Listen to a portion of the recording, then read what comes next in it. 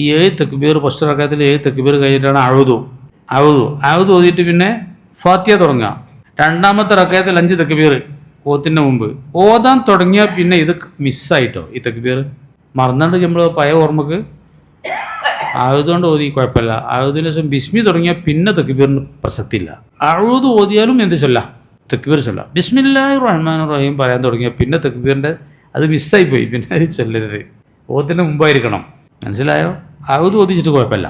ആ തക്ബീർ ഇങ്ങനെ പറയുമ്പോൾ കൈ ഉയർത്തണം, ഉറക്കെ പറയും വേണം. ഇമാമും മോമും ഒക്കെ ഉറക്കെയാണ് പറയേണ്ടത്. മോമുമാണെങ്കിൽ ഉറക്കെയാണ് തക്ബീർ പറയേണ്ടത്. ചിലവിൽ ആ ഓർമ്മക്ക് മൈതസ്കാരത്തിൽ ഉറക്ക തക്ബീറില്ല മോമുമങ്ങൾ, അത് തെറ്റാണ്. മൈതസ്കാർ ഇതേമാർക്ക് തക്ബീർ ഇങ്ങനെ ചെല്ലുതന്നെയാണല്ലോ, പക്ഷെ അവിടെ ഉറക്കാക്കരുത്. ഇമാം മാത്രമേ ഉറക്കാക്കാവൂ. ഈ തക്ബീറുകൾ ഫറലല്ല. അപ്പോൾ ഫലാ തബ്തുൽ സ്വലാത്തു ബിതർക്കിയ, ഈ തക്ബീർ ഒഴിച്ച് വെച്ചിട്ട് നിസ്കാരം ശരിയാവാതിരിക്കൂല. ഇത് അബയാദ സുന്നത്തുമല്ല. അബയാദ സുന്നത്താണെങ്കിൽ സെവിൻ്റെ സുജൂദ് ഉണ്ടാവും, അത് മറന്നാൽ സെവിൻ്റെ സുജൂദും ചെയ്യണ്ട. പണ്ടൊരു മൂലയിൽ ഒരു തക്ബീർ മറന്നു, ഏഴ് ചിലരത് കാരണം ചൊല്ലി സലാം കൂട്ടയോട് ഓങ്ങിയപ്പോഴത്തേന് ഒരാൾ വേക്കുന്നത് സുബ്ഹാനല്ലാഹ്. പിന്നെ ഉണ്ടായത് ഞാൻ പറയണില്ല, അവിടെ എന്തൊക്കെ സംഭവിച്ചു. അപ്പം അങ്ങനെ സുബ്ഹാനല്ലാഹ് പറയാൻ നിൽക്കേണ്ടതും ഇതങ്ങനത്തെ അബയാദ സുന്നത്തൊന്നുമല്ല. അബയാദ സുന്നത്താണെങ്കിലാണ് സെവിൻ്റെ സുജൂദ് വരിക.